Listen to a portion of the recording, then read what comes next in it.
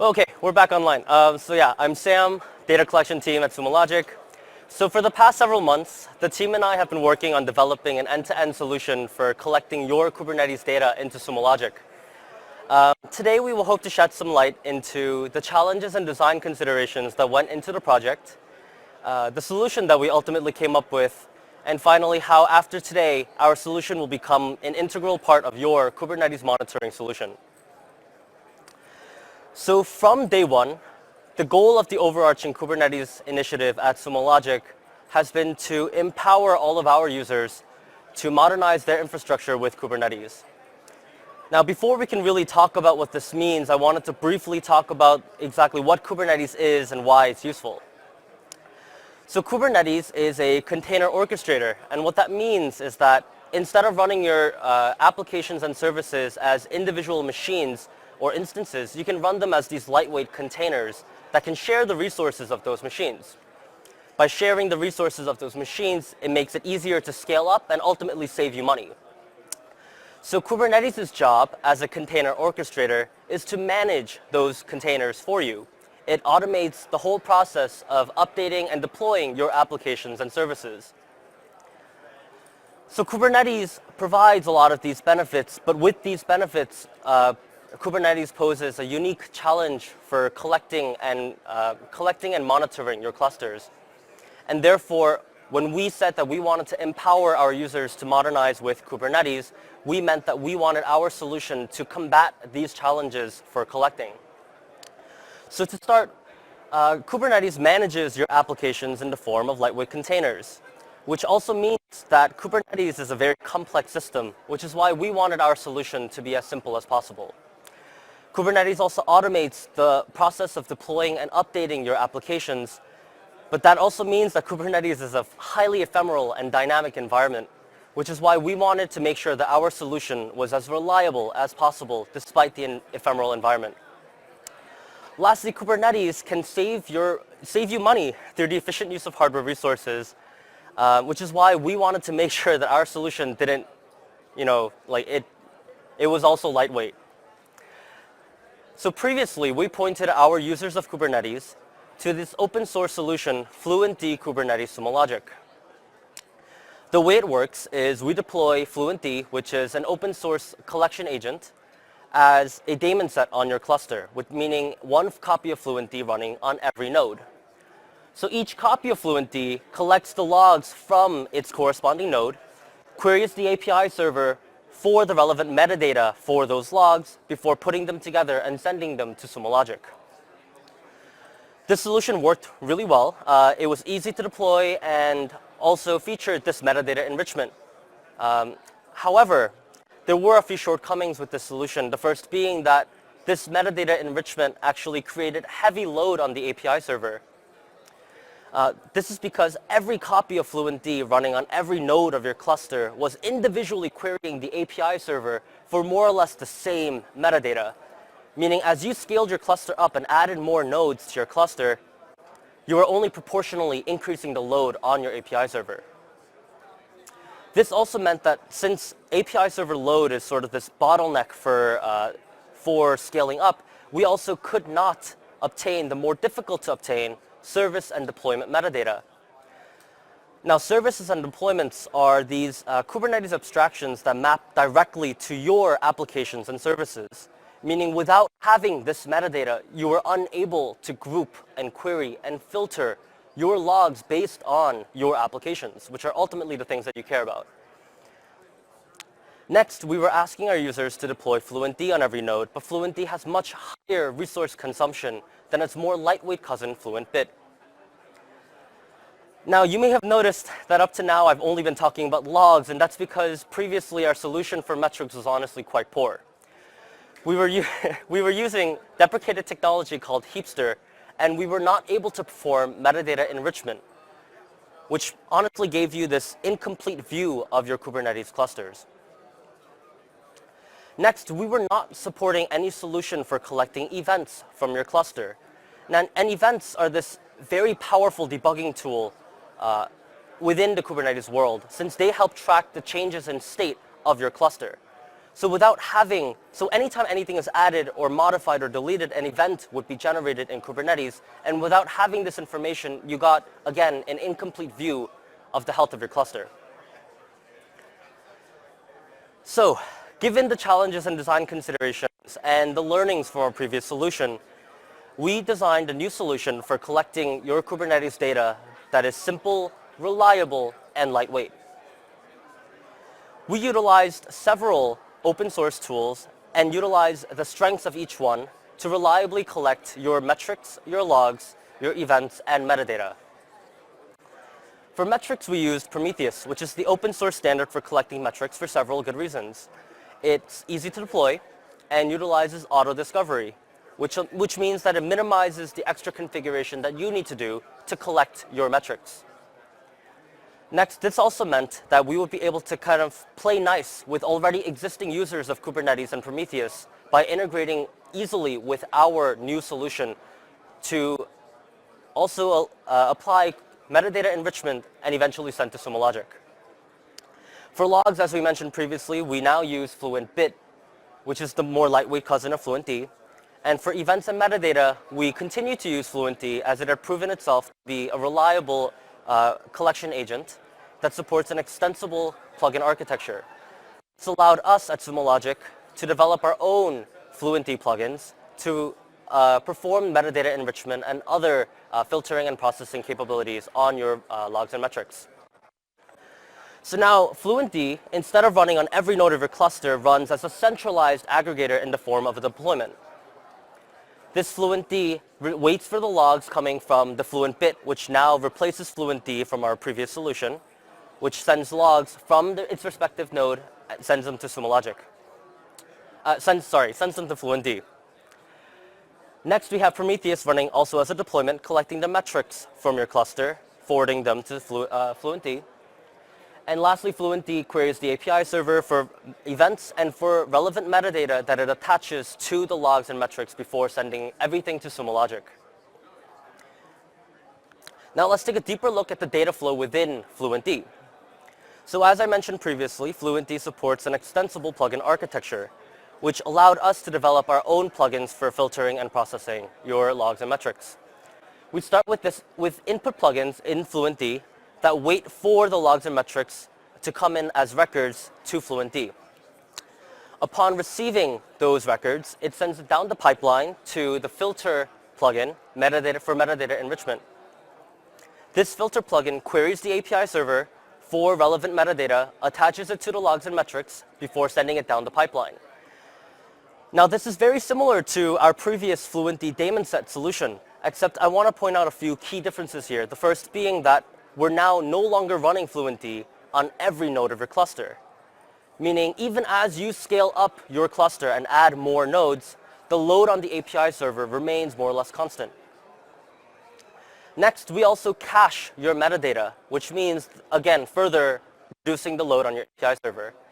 And this allowed us to obtain the previously unobtainable service and deployment metadata.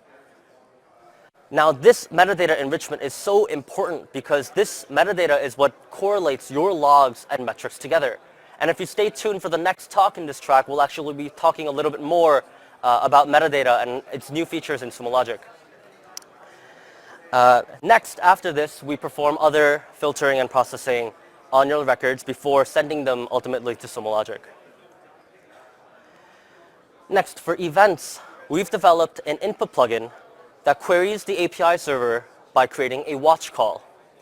Now, anytime an event is generated within Kubernetes, the API server will send those events to our input plugin before the input plugin then sends it down the pipeline, eventually reaching Sumo Logic. Now, previously I mentioned that Kubernetes is a highly ephemeral environment, which also unfortunately means that sometimes our Fluentd pods could be killed as well. Now, Kubernetes will bring them right back up, but we wanted to make sure that in the event that this happens, that we were not recreating the watch call to the API server from the beginning, or we weren't losing any data by doing this. So we periodically save the state of the event plugin in the config map, which allows us to pick up exactly where we left off. Next, every step of our pipeline also exposes its own logs and metrics to Kubernetes, meaning that we're actually self-monitoring our collection solution. So out of the box, with our apps and dashboards, we provide dashboards to help monitor the health of your Fluentd and your FluentBit and your Prometheus so that you can easily tell if something is wrong. Lastly, our collection solution works independently of the environment in which you deploy your Kubernetes. So regardless of which managed service you decide to use to deploy Kubernetes, or if you choose to self-manage your Kubernetes clusters, our collection solution should help provide the collection capabilities to provide visibility into your cluster. Now, everything that we've talked about thus far is what comes out of box in our solution. But none of it really matters if you can't easily deploy it on your clusters, which is why we use an open source tool called Helm. Helm is a templating framework that allowed us to easily package everything that we've talked about thus far into one easy to deploy Helm chart. So just by running Helm install Sumo logic, your Prometheus, your Fluentd, and your FluentBit, and anything else that comes out of box will be deployed on your clusters. With this installation step, every part of our collection solution will be deployed with our pre-configured default configuration values. For example, Kubernetes by default exposes a ton of metrics, and these metrics would actually blow past your limits for any monitoring solution. But out of box, we actually only collect the metrics that we found based on feedback from our preview customers, plus dogfooding internally to be the most vital metrics to monitor the health of your Kubernetes clusters. However, we also understand that every user of Kubernetes has their own unique set of requirements and needs for monitoring. And that's why we wanted to enable all of our customers to be able to configure their collection solution in any way that they need. So if you want to collect any additional custom metrics, you can do so. If you need to collect any custom logs, all it takes is a little bit of extra configuration to be able to configure your collection solution to meet your unique set of requirements. So hopefully this overview of our collection solution helps shed some light into what we're asking you to deploy on your Kubernetes clusters, and how after today, our collection solution will become a simple, reliable, and lightweight part of your Kubernetes monitoring solution. Thank you. All right, with that, we will open the floor for questions.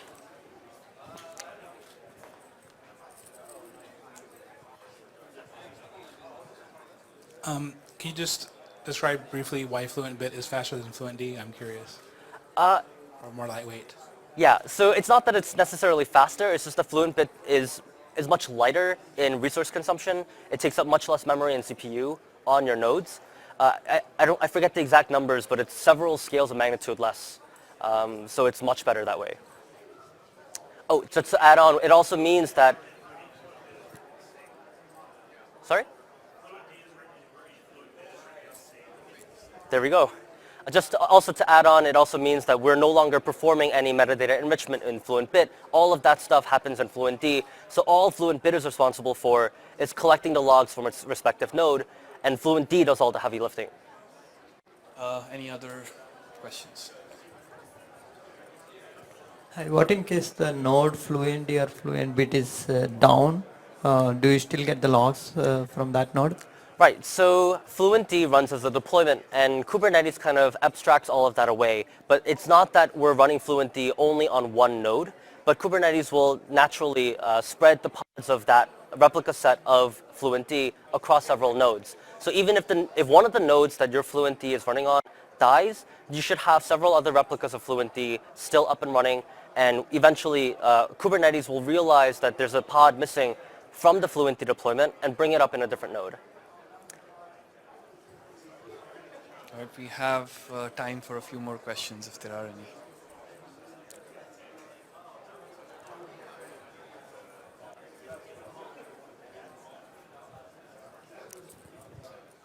So you mentioned that Prometheus is included as part of the stack. Are there any like features that you want to point out that might be helpful for like the monitoring and learning in Sumo logic?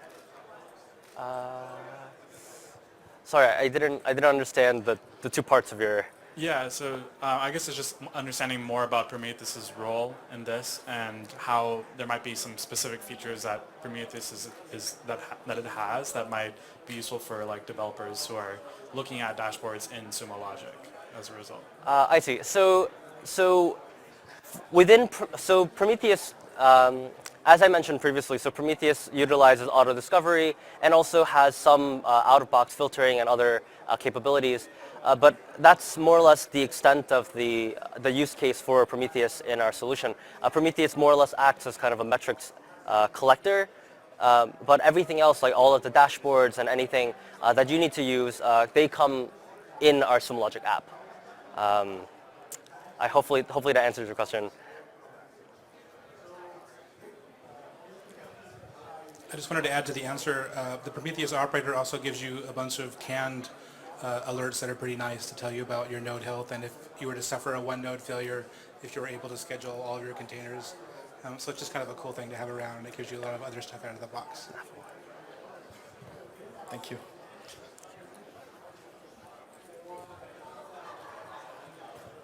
How are you handling TLS certificate management and provisioning for all the various components like the FluentBit forwarder and things? Oh man, I have to get back to you on that. But we do. Who would know? Looking in the audience. We'll follow up. Yeah, sorry about that. Anything else? Any other questions? All right, sounds good. Thank you, Sam, for the session. Thanks so much.